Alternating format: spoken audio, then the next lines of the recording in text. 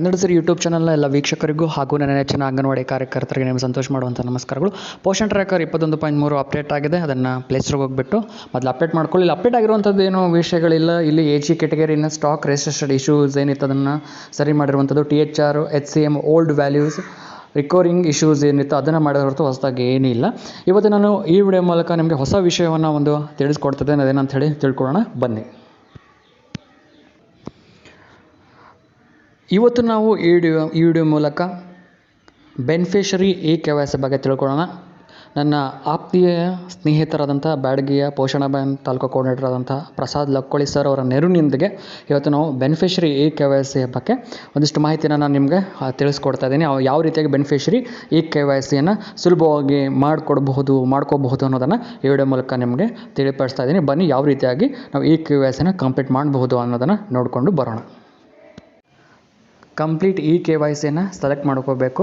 ಅದಾದಮೇಲೆ confirm and ಪ್ರೊಸೀಡನ್ನು ಕೊಡಬೇಕು.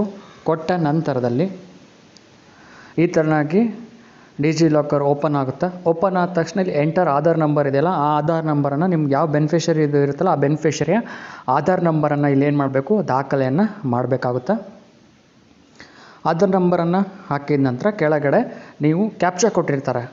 ಇಲ್ಲೇನು ಬಾಕ್ಸಲ್ಲಿದ್ದಾವಲ್ಲ JLTVVAI ಅಂತ ಈ ಥರ ಬೇರೆ ಬೇರೆ ಕ್ಯಾಪ್ಚರ್ ಬರುತ್ತೆ. ಅದನ್ನು ಅಲ್ಲಿ ಟೈಪ್ ಮಾಡಿಬಿಟ್ಟು ನಂತರ ನೆಕ್ಸ್ಟ್ ಅಂತಿದೆಯಲ್ಲ ಅದನ್ನು ಕ್ಲಿಕ್ ಮಾಡಬೇಕು.